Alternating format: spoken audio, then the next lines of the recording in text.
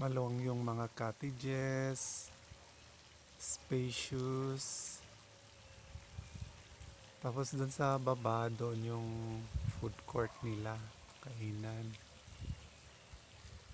Ito, heart shape yung pool nila.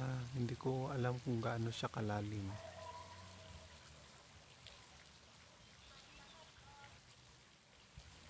Hindi pa ako pumasok kasi dito pa lang sa gilid, um,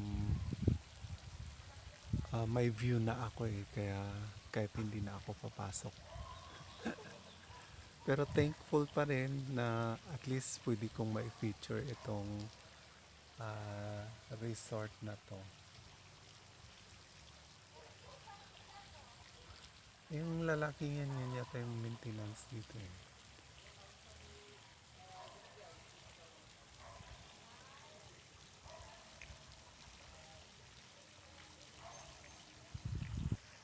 Ang ganda yung kulay ng mountain. Dito sa malapit, green, tapos dark green, papalayo, blue. Ang ganda. Layer of mountains, tapos yung mga clouds.